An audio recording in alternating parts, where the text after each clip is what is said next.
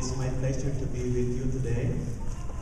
Although my voice is not very good today, but I pray that the Lord will sustain me with voice to be able to communicate with you the message that is prepared for today.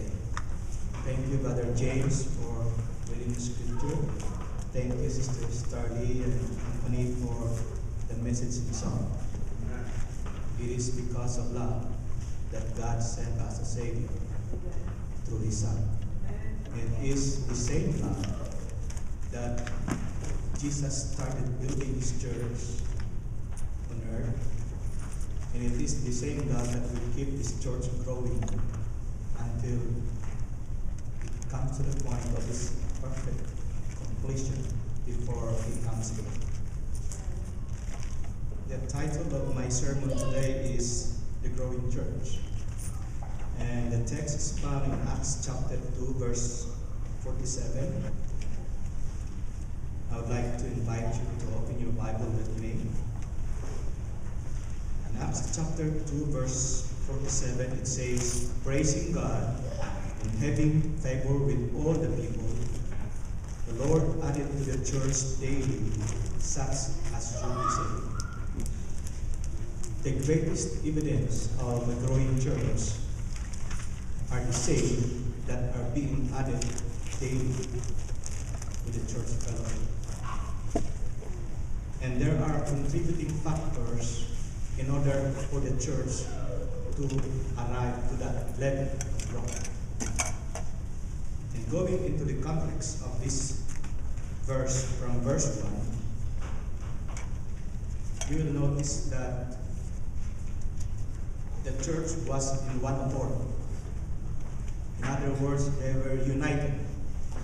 That is one of the contributing factors for the growth of the church. When the members of the church are united, they are in one accord. That's number one, very important factor for church growth. Number two, in verse 4 it says, they were filled with the Holy Spirit. That's the most important of all. Because it is not by man's own might or power, but by the Spirit of the Lord that we can do these things. And as a matter of fact, Jesus said, "I will put my Spirit within you, and you will be able to walk according to my divine steps." And going to verse 18, the third contributing factor for the growth of the church is they all prophesy. God has given His church the gift of prophecy. And we need to prophesy to the world, to every kindred and tongue of people. The fourth contributing factors for the growth of the church is found in verse 32. It says, "We are all witnesses." In other words, witnessing of all members of the church contributes to the growth of the church. And then it's surprising because the result, verse 41 of the same chapter, 3,000 souls were baptized in one day. Could you imagine 3,000 people got baptized in one day? As a result of their united witnessing, as a result of their prophesying, as a result of their unity, as a result of the Holy Spirit dwelling within them, 3,000 souls got baptized from 12 disciples. They baptized 3,000 people in one day. And then the most important thing, after the baptism of 3,000, they did not stop. Verse 42, it says, they continued steadfastly in the apostles' doctrine. They continued studying the Bible, reading the Word of God daily, and with fellowship. They break bread in prayers together. Could you imagine in verse 45, they reached to the point of they sold their possessions, their goods, and parted Then to all men, as every man hath need, there was selflessness among the members. And then in verse 46 it says, they continuing daily with one accord in the temple, and breaking bread from house to house. It was house to house evangelism. 2 by 2, house to house, from one village to another, they go proclaiming the crucified and the risen Savior is coming again. That was the theme of their message, that the Christ whom you crucified is risen and is gone into the heaven, and he is coming back again. And they were with gladness and singleness of heart, praising God and having favor with all men. The most important thing, the Lord added to the church daily such as you desire. Could you imagine, after the 3,000 people got baptized, daily the same were added to the church? That is church growth. And that is what the Lord has done. But the enemy also did his part. In Matthew chapter 16, verse 18, the Lord said to Peter, thou art Peter, and upon this rock I will build my church, and the gates of hell shall not prevail against it. Well, Jesus started building his church with only 12 disciples. And he trained them for 3.5 years. 3.5 years. He trained them by teaching, preaching, and healing all manner of diseases, according to Matthew chapter 4, verse 23. And during those days, from Jesus' age of 27 up to 30, he kept on teaching his disciples, preaching together with them, healing all manner of diseases, to the extent that Jesus became very famous to the whole region of Galilee. One day, a certain woman she was sick for 12 years, been bleeding, and she said, if I could only touch the hem of his robe, I will get well. So, with these 5,000 men crowding on him, besides women and children, he pressed on toward the mark where Jesus was. And she touched the hem of Jesus' clothes, and immediately she got well. There was a certain centurion, his son was sick and dying. Jesus said, I will come and heal him. But the centurion said, I am not worthy for you to come under my roof, but just say it and he will get well. For I am also a man of great authority. I say to my servants, come, and they come. I say, do this, and they do it. So just say it and he will be well. And Jesus said, truly I say unto you, I did not find such kind of faith in Israel. But because of your faith, go, your son is well. When he was coming home, one of his servants met him and said, your son is well. But when he asked what time he got well, it was exactly the same time when Jesus said, your son is well. Jesus is powerful. Our Savior is powerful. There is nothing that he cannot do. And his church will continue to grow. Even though Satan also did his part. Because in the year 321 AD, the Roman Catholic Church changed the law of God. They removed the number 2. They changed the number 4. They divided the number 10. So it appears to be 10. And those who are ignorant of the true 10 commandments of God, they were forced to obey the fake 10 commandments.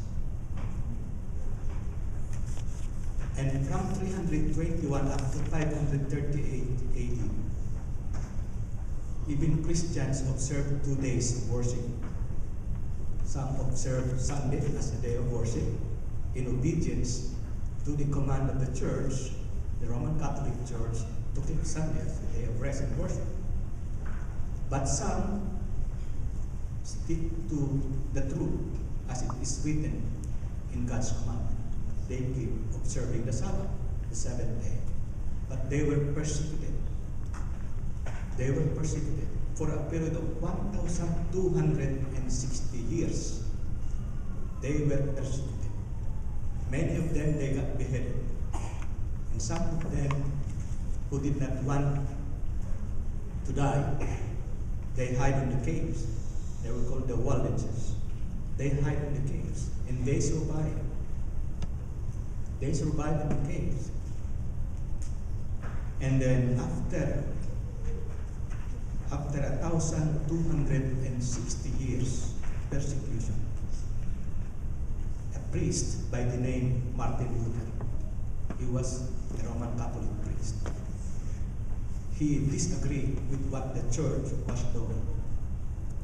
And he wrote 99 malpractices inside the church.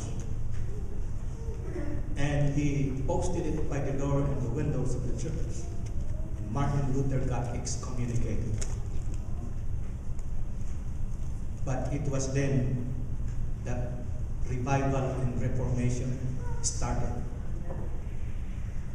And then it was followed by a Swiss reformer named Zwingli. He followed the doctrine of Martin Luther about justification by faith. It was followed by the French Reformation, together with S. Calvin. Then followed by English reformers. One of them is Tyndale, who translated the Bible into English, and Wesley. Wesley harmonized the doctrine of obedience to the Lord and in grace. Then there comes a man by the name William Miller. William Miller is an American reformer. He was a Methodist, and he is a first-day Adventist, meaning to say he believed that Jesus is coming again, but he observed Sunday as a day of rest and worship.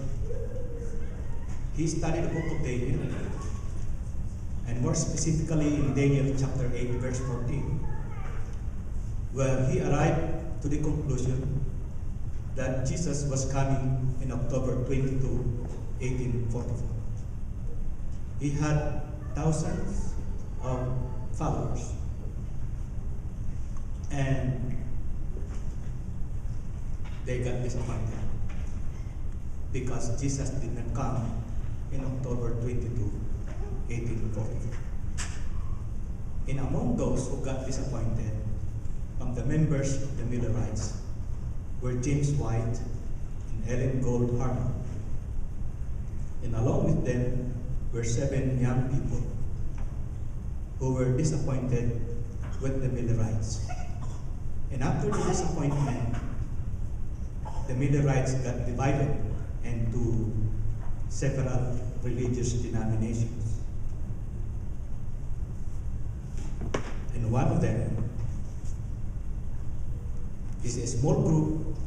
This is a small group under the leadership of James White and Ellen Gold Harmon. Ellen was only 16 at the time. James White was about 20 years old at the time. There were several others, young people, together with them, who instead of being disappointed, they searched the Holy Scripture with fasting and prayer. And they arrived to the truth that the observance of day worship should be Saturday, because this is in harmony with the fourth commandment of the Bible. And they continued searching the Holy Scripture with fasting and prayer. And And they arrived to the truth, as it is written in the book of Hebrews, chapter 9, that in 1844, Jesus entered into the most holy place of the heavenly sanctuary. That it was not the sanctuary on earth that was cleansed in 1844, because there was no sanctuary on earth in 1844. It was destroyed by the Babylonians under King Nebuchadnezzar, and there was no sanctuary on earth to be cleansed. So that sanctuary that has to be cleansed is the real sanctuary which is in heaven, where Jesus entered into the most holy place of the heavenly sanctuary in heaven to intercede on our behalf, to act as our advocate, as our high priest in the heavenly sanctuary. And so this truth had been printed, had been circulated worldwide, and that started the growth of the Seventh-day Adventist Church.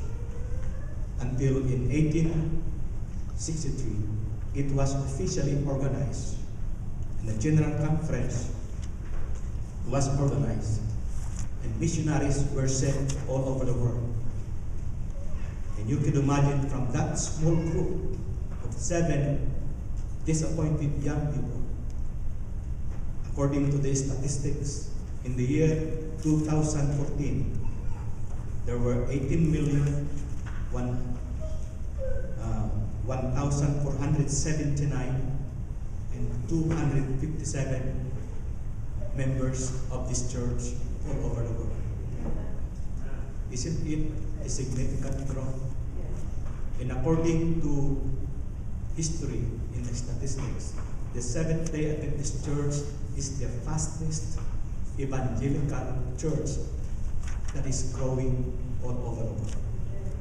Compared to other churches who claim to be Christians, the Seventh-day Adventist Church is the fastest growing church.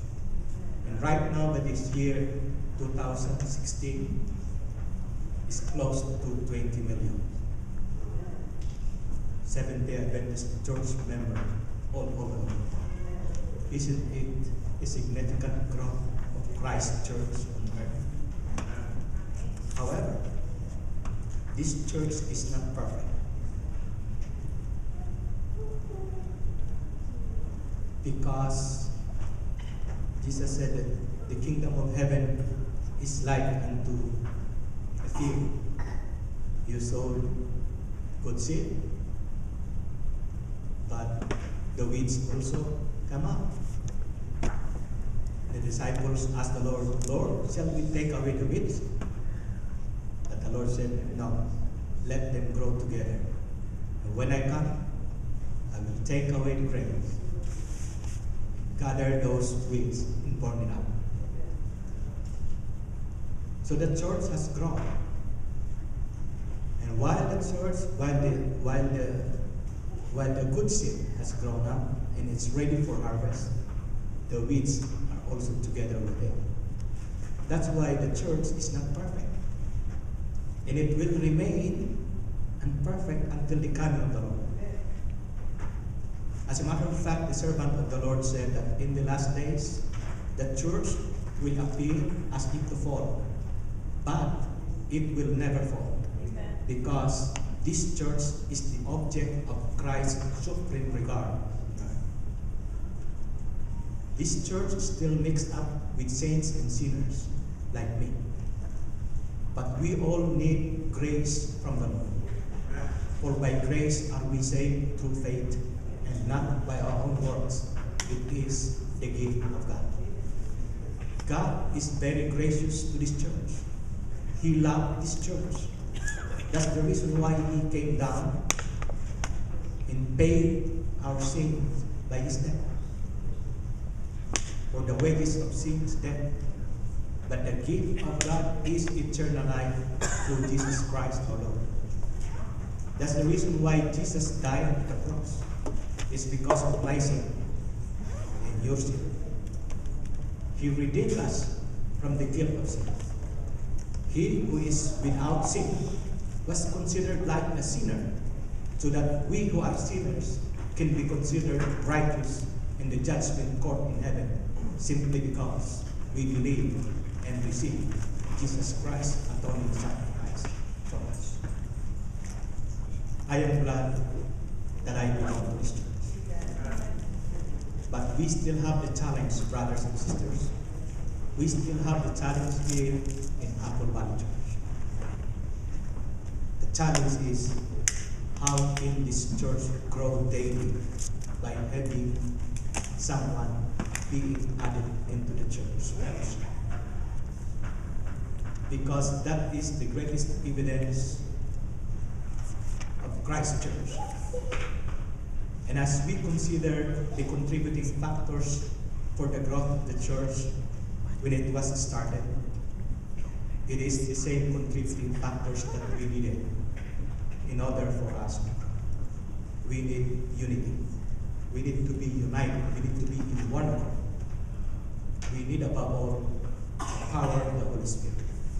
We need to pray for the latter-rain of the Holy Spirit, because it is not by man's own might nor power, but by the Spirit of the Lord. We need also a continued ministry. I am happy to know, based on your bulletin, that you are having small group Bible studies and prayer meeting. You have 3 at this present time. The more small group and prayer meeting you have, the better will be the result. In Waterman Church, we are also having small groups, prayer meetings, and Bible studies in houses. We are preparing for the evangelistic meeting that will be conducted on November 20 up to December 3 at the Waterman Church, to be led by the Pathfinder Club. We are training our youth right now. I have been conducting homiletics for 2 weeks already at Waterman Church, and I will have to go back before 1:30 to Waterman, because it is a continued seminar every Saturday from 1:30 to 2:30 Waterman Church. We're doing homiletics. We're teaching our young people, especially Master Guides candidates, to learn how to preach, to learn how to prepare a sermon and to deliver it. And we did it 2 years ago, and that's why our young people are doing mission trips, doing evangelistic meetings, not only here in America, but even in the Philippines and wherever there is a need. We are preparing Waterman Church to be a sending missionary church. And soon, we are planning to do it here also in Apple Valley. We will train our young people how to preach the gospel of our Lord Jesus Christ. We have one major message to the world: Christ in Him crucified for our sin. That is the message of the church. And we need to proclaim it not only inside the church, we need to proclaim it to all nations, to every kindred and tongue and people. And to be able to do it, we need to train our young people. And as we do it, the young people, I noticed that it was not only the young people who are attending the seminar, it includes the young at heart. It includes those whose hairs are gray and white. And it even includes those who do not even have hairs anymore. They also want to know how to preach the gospel of our Lord Jesus Christ.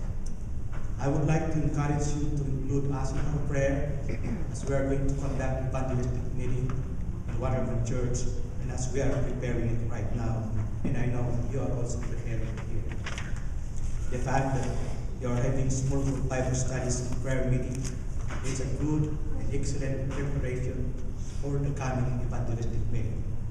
So the more small groups and prayer meeting you have, the better will be your ground preparation.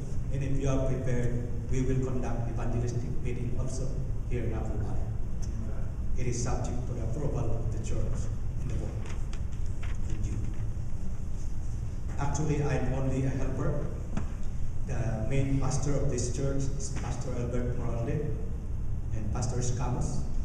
I'm just helping them. I'm actually a chaplain. I'm doing chaplain work in skilled nursing facilities in hospitals and in the homes where the patients are. But I'm supporting Waterman Church and Apple Valley Church. And we are willing to work with you, praying for the church to be in one accord, praying that all of us will pray for the latter rain of the Holy Spirit, so that the Holy Spirit will empower us to proclaim the gospel of our Lord and Savior, Jesus Christ. May the Lord bless this church, and let us continue to be faithful to the Lord, and let us accept the challenge for all of us to be proclaimers of the gospel of our Lord Jesus Christ. When it's done, we're going home, to our home in heaven, where we never grow old, never get sick, and we never die. May God bless you all. Amen.